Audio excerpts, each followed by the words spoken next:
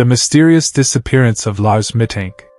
A man who vanished 2014 in Bulgaria and was last seen on surveillance camera footage of the airport. Mother Sandra Mittank portrays case after 6 years. On June 30, 2014, Lars Mittank flew with 3 friends and 2 school friends to Varna, a port city in Bulgaria, which is located on the Black Sea and borders the health resort Gold Strand to the north. Timeline June 30, 2014 photos Varna and Golden Beach. But for some years now the Golden Beach is less known as a health resort, but rather as the new Ballermann on the Balkans, which is why it is often the destination of so-called men's vacations. This was also the case with Lars, but this was his first vacation of this kind. Normally he made and booked sport, fishing, and diving vacations, but because his friends had already booked the vacation and still had a place available, because the friend who actually wanted to come along didn't get a vacation, Lars decided to take part, because he was on vacation. Sandra Mittank also wrote the following in her email to me. I as a mother was very surprised about this kind of vacation because Lars didn't tell me about it. Lars worked in Wilhelmshaven in a coal-fired power plant ever since he completed his advanced training as a power plant operator. Wilhelmshaven is about 150 kilometers from his hometown Marne, where his family still lives. He loved his job and loved his soccer club Werder Bremen since childhood, which will later be a factor in his life. Because his father suffered a stroke in 2012, which made him dependent on support, Lars always commuted home when he had time off to be there for his parents and to relieve them of work. He also enjoyed seeing his friends and former soccer mates. A vacation came just in time, a chance to leave the stress behind for at least a while and recharge his batteries. So the 6 flew to Varna on June 30th, 2014, and stayed at 4-star all-inclusive Hotel Viva. During the time of the vacations was the Soccer World Cup and the temperatures were around 40 degrees at noon. Unlike the others, who spent their time in the hotel room, at the pool, eating and partying in the evening, Lars played soccer on the beach with high school graduates. They later described him as a nice and sociable guy. Nothing unusual or worth mentioning happened in the beginning. The only thing that the friends noticed was that Lars wasn't eating much. Many documentaries and amateur detectives pay a lot of attention to this detail and try to derive their theories from this fact, but you have to remember that it was 40 degrees. Temperatures at which one often simply has no appetite. Besides, only little or nothing is talked about. He still ate soups, salad, and fruit according to a fruit vendor on the beach. Lars often bought fresh fruit from him. He immediately recognized him when he was shown a photo of him, because he remembered Lars in a very friendly way. So probably also on July 3rd, when they went to the Mystery of Golden Sands bar to watch the quarterfinals between Costa Rica and the Netherlands. The game started at 11 p.m. The bar was decorated in a Soccer World Cup style, and on every table were flags of the home country of the visitors. Lars wore a Werder Bremen jersey that evening, and after having a few drinks took the opportunity to exchange the different flags with each other. Actually, everyone understood the fun, except for a group of Bavarian fans graduating from high school, who did not take it lightly and got upset and started an argument, but which could be eliminated in the end. Maybe they also felt offended by the Werder Bremen jersey of Lars or felt called upon to do something about his behavior in quotes. But the evening seemed to have been good, because they were the last to leave the bar around 4:00. Timeline July 4th, 2014 4 o'clock. On the way to the hotel, Tim and Paul wanted to make a detour to McDonald's, which was not far from the bar. Since Lars generally didn't like McDonald's anymore and was on a healthy diet, and was doing a lot of sports, he said that he didn't want to eat anything and would go to the hotel. The hotel was about 1 kilometer away from there. On the way, he was beaten by Russians or Bulgarians, according to his own statements. He later suspected that they were hired by Bayern fans, because they said to him in the bar in the evening that in Bulgaria it is easy to hire someone to beat someone for little money. He was not injured very much, but he received a hard blow on his left ear, which later turned out to be a torn eardrum. Timeline 04.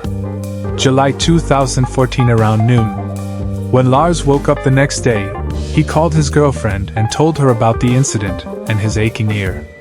She asked him several times to go to a doctor and check out the injury and pain that came with it, but Lars guessed that no doctor was open on weekends. At the same time, he hoped that the condition of his ear was going to improve quickly. That same evening, they all went out to celebrate together, but the next 2 days they relaxed more and ended the vacation.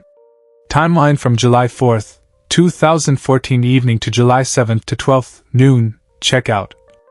On Monday, July 7th they had to check out of the hotel at 12 noon. Lars was still in pain and thought about the consequences of flying when his ear was injured. After all, a good ear is important for his job as a power plant worker, which is why his employer also had all employees regularly examined to ensure quality and safety. And since Lars loved his job, he didn't want to jeopardize it, and decided to take a cab with a friend to a general practitioner to have his ear examined. Timeline July 7th lunchtime. Visit to the doctor and diagnosis: torn eardrum. The doctor diagnosed a ruptured eardrum and forbade him to fly and gave him a referral to St. Anna Hospital in Varna. The document is available. It would be good if you could still send it to me. But before he went to the hospital, they went back to the hotel and talked about how to proceed. After consultation with the other 5, Lars decided and insisted that they should fly without him and leave him behind since he had foreign travel insurance that would transport him home.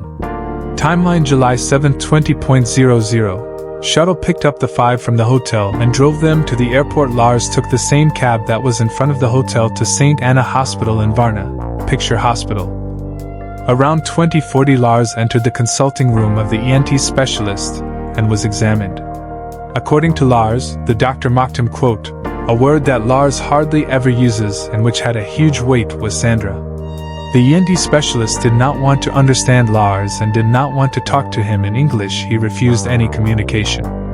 That's why he was not admitted, but still had to pay a bill of 120 leva, about 60 euros. Lars still got a prescription for the antibiotic Cefsil 500. Timeline July 7, 21:41. The cab driver waited in front of the hospital as if he had guessed that the hospital would not admit him. The cab drove Lars to the first pharmacy. At 21:41 the same cab takes him to the first pharmacy. But because the prescription stipulated 20 tablets, and the pharmacy only had packs of 10 tablets on site, he had to drive to a second pharmacy that was around 22:05. There he got the Cefsil 500, and then he got back into the cab and told the driver to take him to a cheap hotel. Because it was the summer wedding, every respectable hotel was already fully booked, which was another reason why the cab driver drove him to Hotel Color. Maybe the cab driver had some kind of contract with Hotel Color, which promised him a commission if he brought tourists to this hotel. The latter is of course pure speculation, but could be an explanation. Timeline 07. July 22:10. Arrival Hotel Color. At 22:10 he arrived at Hotel Color. It was located in a side street, a remote area. Lars gets out, and because he was thirsty, he thought about going to the open store that was right in front of him. But because several shady men were standing around, he decided not to go.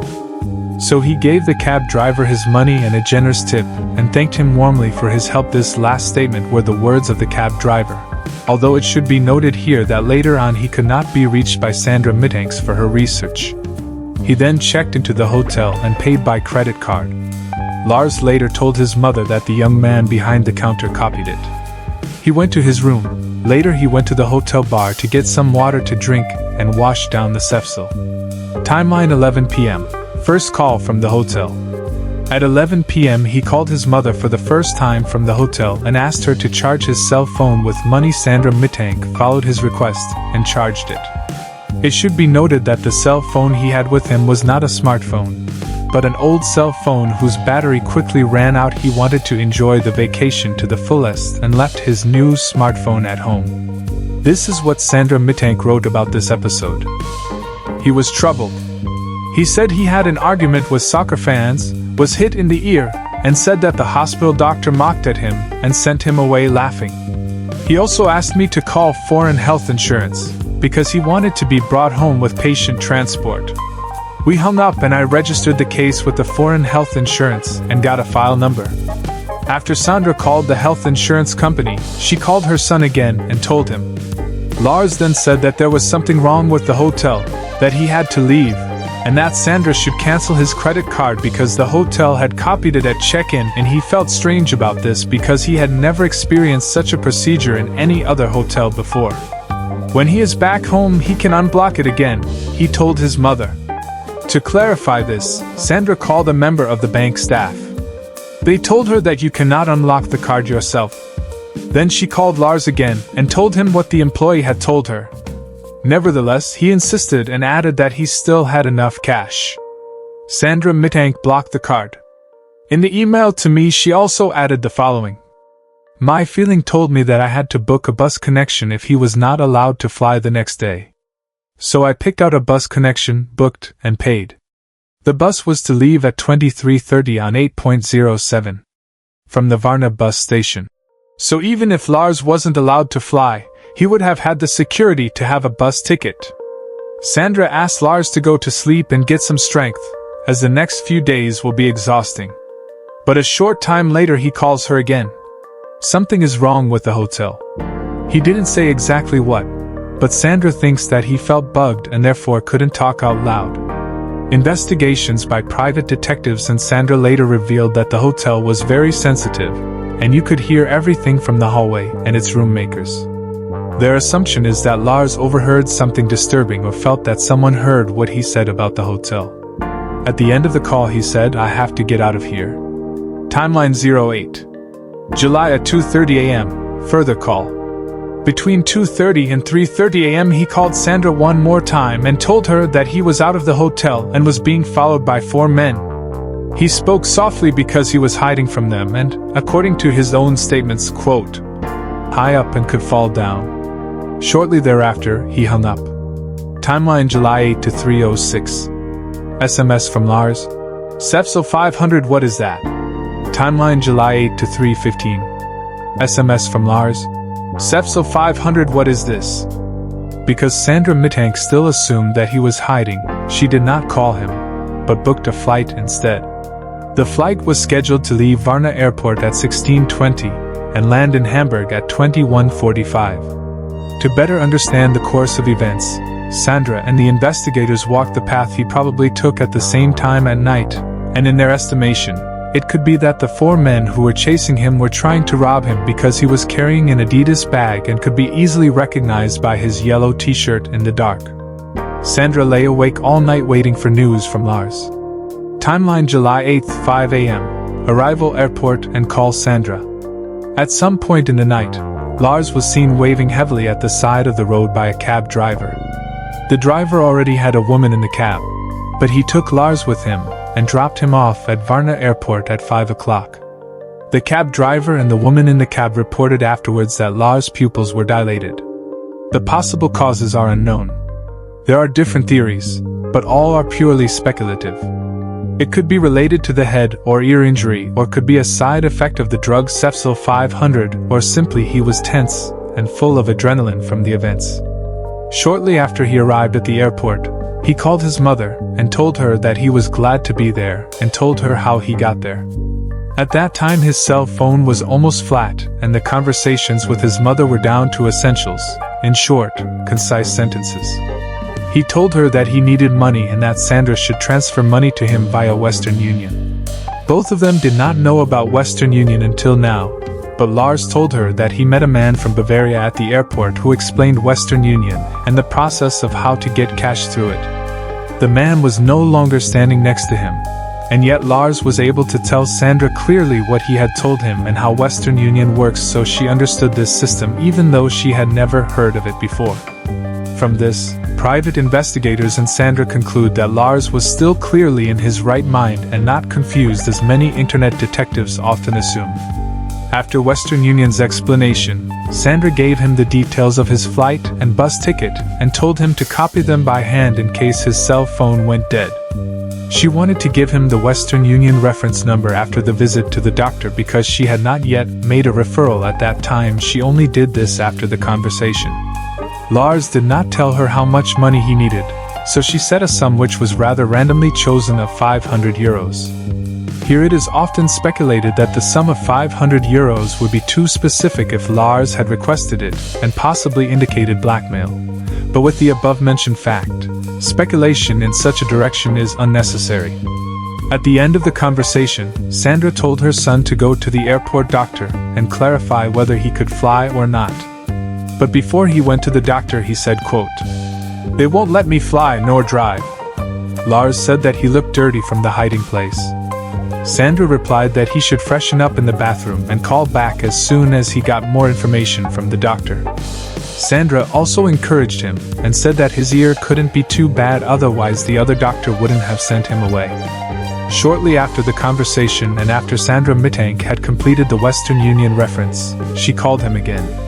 She only heard a murmur, so she assumed that he accidentally took the call and was just freshening up in the bathroom. This was the last call Lars took. She tried again later, but Lars did not pick up the phone. While Sandra Mittank became more and more nervous and restless, because this behavior was untypical of Lars, Lars made his way to the doctor's office. Timeline 07. July 9 o'clock. Lars enters the consultation room of the airport doctor. The interview and/or examination lasted 42 minutes. Dr. Kosto took all the necessary information from the passport, looked in his ear, administered ear drops, took a temperature of 37.2 degrees, normal, no fever, and wanted to give him tablets. But Lars refused, probably because of his bad experience with the Cefsol 500. The doctor explained to Lars that he could fly because it is not that bad, but he had to sign a waiver before he could fly. So he gave it to him, and Lars signed it. Here is the document. Lars probably got restless and requested to go to the toilet, and left the room and murmured that he would come right back and disappear. The doctor waited until he learned that Lars had left the airport area. This information, which had not been made public before, puts the stay in the doctor's office in a completely different light. The airport doctor, Dr. Kosto's statements were later made available. That just now was the reconstruction of the events according to the document, and the calls of Sandra Mittank with Mrs. Mitrova. In contradiction, Dr. Kostov describes the situation as follows. So it was, at least according to the statements of the airport doctor, already a stressful situation for Lars, when suddenly a man in an airport uniform entered the consulting room.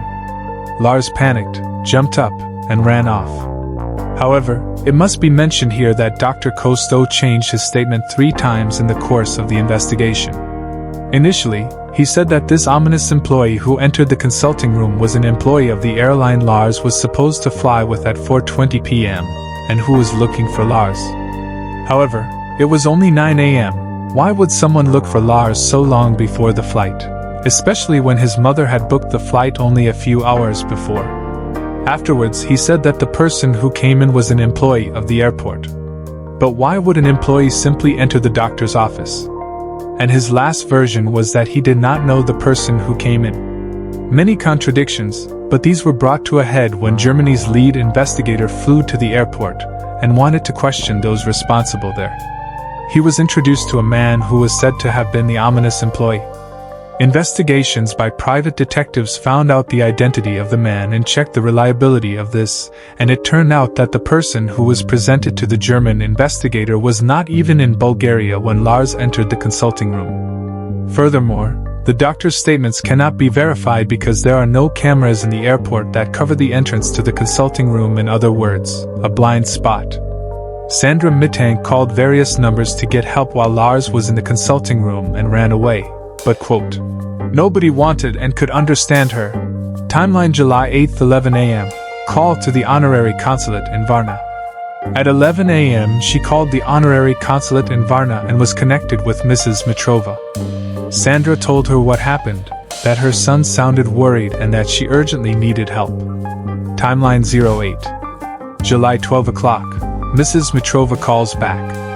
An hour later, at 12 o'clock, Mrs. Mitrova called Sandra back and told her that Lars had been to the doctor, was looking relatively normal, but was acting restlessly, and had asked the doctor to let him go to the toilet, but then did not come back. The doctor thought he was coming back to pick up his things. But later on, she told Sandra that Lars just ran out, disappeared from the airport and left his travel bag, ID, backpack, and cell phone behind. Another point why the doctor's statements do not seem conclusive. Timeline 09. July 2014, a missing persons report is prepared in Germany. On July 9th, a missing persons report was filed in Germany, and at the same time the coal-fired power plant where Lars worked commissioned a private detective and a Bulgarian lawyer who was born in Varna. The master craftsman Frank from the power plant was on vacation in Bulgaria with his Bulgarian wife. They learned about Lars and immediately went to Varna airport on October 7, 14, and were very abruptly turned away when asked about Lars. They get no information about his disappearance. Timeline July 17th, the private detective Andreas Gudig starts work in Varna. Timeline July 24th, Sandra Mittank travels to Varna. Timeline July 27th, Sandra, Frank, a colleague who was on vacation with his wife, a Bulgarian, and the Bulgarian lawyer drove to the airport. At the airport, Sandra was shown the security camera footage. Sandra wrote the following: "I am not crying, even though this is the last time I saw Lars. I am relieved. My feeling tells me that my son knows what he is doing. He is getting himself to safety." That is what happened to Lars. Furthermore, in the video, Sandra Mittank portrays the surveillance camera footage of the airport, the different versions of the airport doctor, what she thinks really happened to Lars and why there is still hope, from 21:45 on. Varna Airport and video recordings.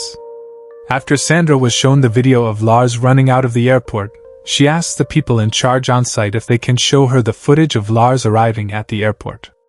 "The video is not available right now," they told her. "I have received all the videos that were given to Sandra for this documentary, and I will play them on the side." But what is important to know is that the video of what Sandra saw at the airport on July 27, 2014, shows video scenes that were not sent to the police 7 months later. This means that Sandra saw different scenes than the ones we see here. She describes the scenes she saw on July 27th as follows. Lars sprints out of the airport door, stops abruptly, grabs his back pocket, wallet there? Passport? Orients himself right, left. On the right is Varna, that's where he was beaten. So to the left, there he sees at the same height about 20 m away 2 police cars with uniforms. On the bus stop and behind them a big heap of sand from the last renovation of the airport. Parking lot, behind it a field, then the highway and behind it low forest/field vegetation and then in the back mountains with some houses on the slopes. He decides, walks slowly to the police cars to 5 m in front of them, walks across the street at 11 o'clock and looks behind the bus, which was driving straight backwards slowly out of the car. A screen follows him, is not to be seen, and when the bus drives forward, he runs towards the pile of sand, disappears behind it, and allegedly climbs over the 2.15 m high fence into the field and disappears. I will formulate it a little better. So in the video shown to Sandra, Lars seems anything but confused. More like he has a precise plan and behaves inconspicuously so that the policemen don't notice him. So the video we see is only a part of it and makes the actual facts and condition of Lars look different than he was in reality. And that's why you can't understand the sentence. I'm not crying, although I'm seeing Lars for the last time. I am relieved, my feeling tells me that my son knows what he is doing. He is getting himself to safety. Can now be understood better. On this statue here you can see that Lars bought himself something to eat. But why is there no video of it? Why is there no video of his arrival at the airport, and how Lars was going to the toilet? So few recordings, although there should obviously be a lot of material, even if there is a blind spot at the doctor's office. What does that mean? After Sandra Mittank was shown Lars' video, she was handed the contents of her son's Adidas travel bag. It was written in Bulgarian, but Mrs. Mittank herself speaks Russian, which is very similar to Bulgarian, so she discovered the Sefcel 500 on the list. It was listed twice, once with 10 tablets and once with 7 tablets. She pointed this out to the lawyer, because the question that arose was, how many tablets of the Sefcel did Lars take? The lawyer confirms that he has seen it. So it can be assumed that Lars took 3 tablets of Sefcel 500s. The list included everyday things, like clothes, etc., but also other medicines with the corresponding number of tablets and tablet packages. Lars had taken some tablets from Germany to have a travel first aid kit with him. Although Sandra was not handed over the list, but the travel bag. They left the airport and went directly to the police to file a missing persons report. This took about 4 hours. When Sandra later arrived at the hotel, she searched the bag. She wrote the following. In the evening at the hotel, I checked the bag and find out that Lars was as always very tidy. He picked up all the receipts from the hotel, the pharmacy, etc. and put them in the bag in a foil. On the basis of the receipts, which I have all sorted chronologically, one can follow the exact time of his vacation. The only thing missing was the Cepsil. The 2 bills of the Cepsil from the 2 pharmacies were also included. On the second invoice, the name of the drug was not listed. But the tablets were missing from the travel bag, even though they were on the list. So the next day she went to the airport again with her lawyer and tried to get to the bottom of the matter. She asked the people in charge where the Cepsil was, since it was on the list but not in the bag. The man who had given them the list the day before was called in, and he brought them the list. However, it was another list without the Cepsil being listed. Sandra writes, I was appalled. The lawyer as well, who said that he could testify that the tablets were listed the day before. Shortly after that, it became horribly loud. I shouted loudly that they should stop and that I was no longer interested in these tablets. I just wanted to get out.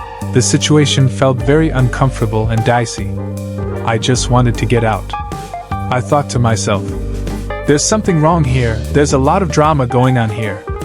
Sometime later Sandra dismissed the lawyer because he was acting more and more strangely and was making strange comments about Lars. Any suspicion she made, he denied and doubted.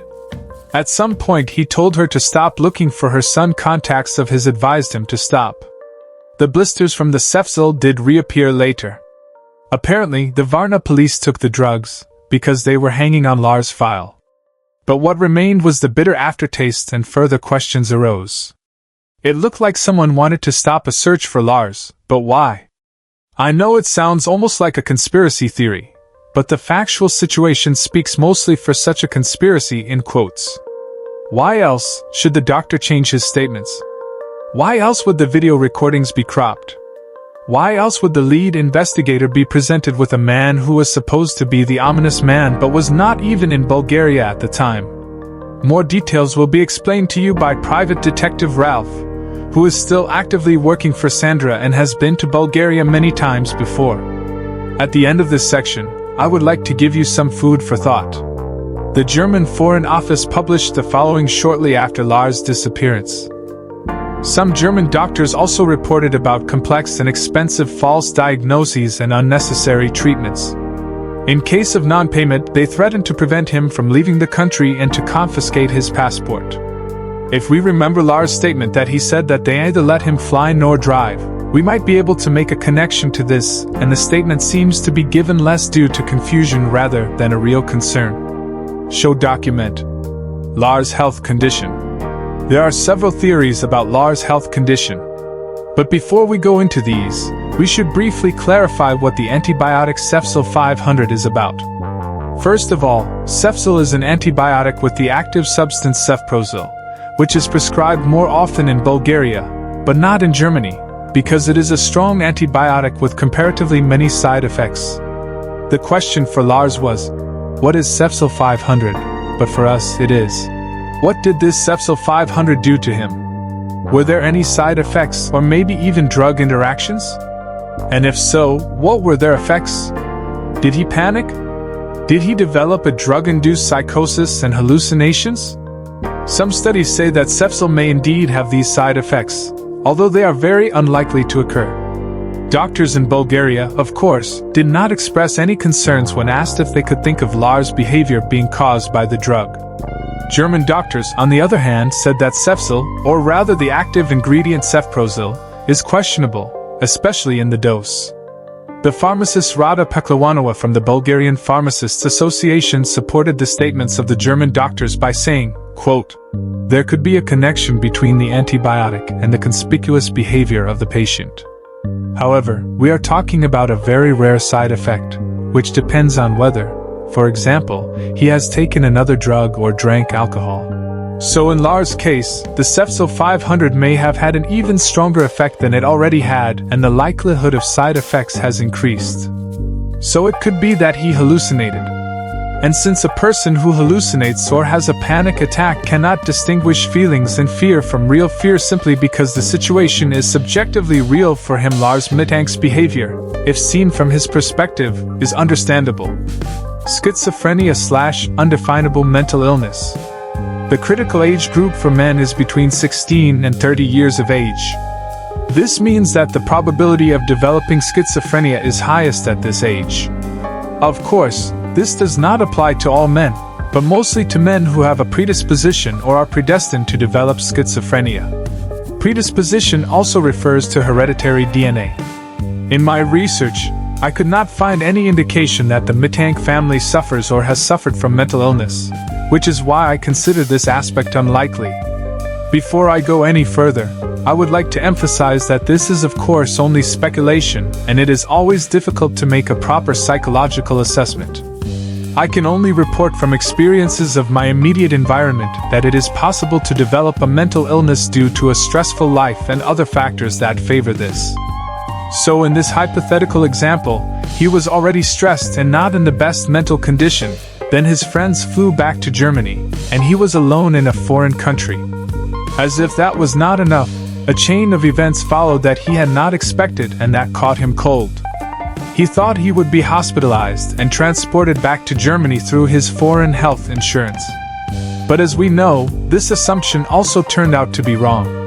Lars had to find a new hotel, for whatever reason, and this was followed by a panic episode in which he thought he was being followed or was really being followed, which probably triggered fear in him that was equivalent to a fear of death.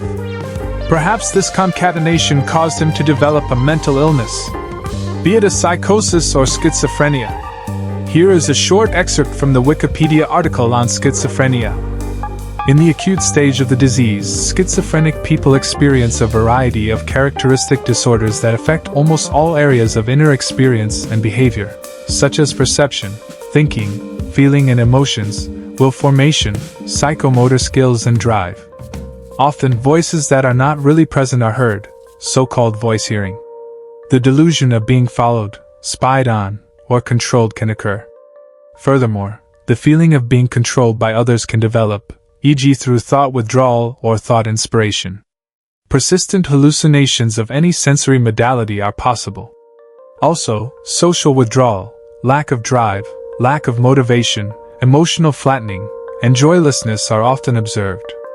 I don't want to speculate further here either, but what makes this theory of a mental illness more likely is the first theory. So maybe it is a combination of both. However, it can be firmly assumed that Lars only took 3 to 4 tablets of the Cefso, so the question of whether these could really have had such great effects must be asked. Nevertheless, the questions that were asked in the first theory remain unanswered, and the question of his whereabouts is still unanswered as well.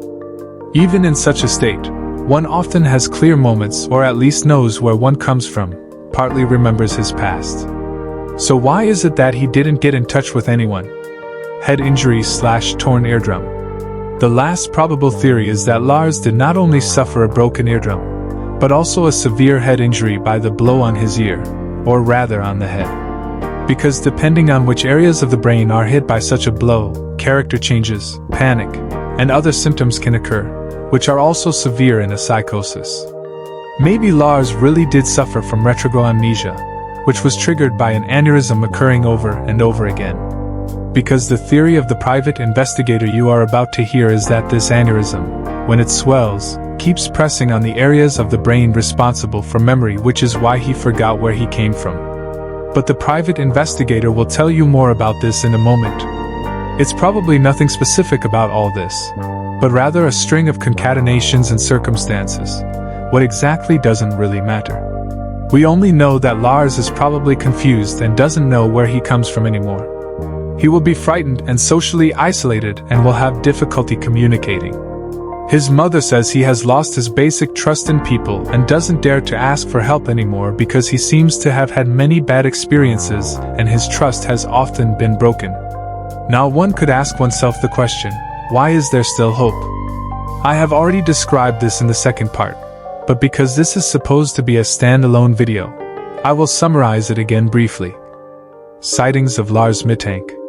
The Facebook page Findit Lars Mittank received more and more hints, also in the form of photos, and repeatedly, they pointed out the different pictures publicly, just to say that the pictures were not those of Lars.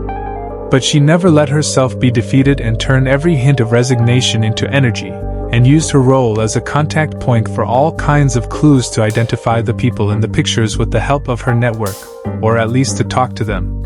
For 5 years, they were able to find 15 Germans all over Europe who simply disappeared without a trace, but were still alive and who could have come home with a snap of their fingers. The sad thing is that none of them wanted to go home. Each of them has voluntarily disappeared without a trace. Each of them wanted to leave their old life behind and live lonely on the streets of Europe. In 2016 there was another, but this time promising, clue, which did not come from Bulgaria or Europe, but from Brazil. The man in the picture that was sent to Sandra showed great similarities with her son. She contacted the Brazilian police to get more information about the man. After impatient, hopeful days, she was disappointed once again. The man said he was Canadian. Also, the eye color and blood type did not match Lars' own. But this sighting is the sighting that gives Sandra the most hope. Because the Canadian, named Anton Pilipa, left his hometown Scarborough, 2012, after he was wanted for attempted robbery. And Anton Pilipa managed to survive 4 years without identity documents, and a roof over his head, and without mastering the languages of the different countries he traveled through. He traveled over 10,500 kilometers. Barefoot, hitchhiking, secretly on the back of trucks, all while suffering from schizophrenia.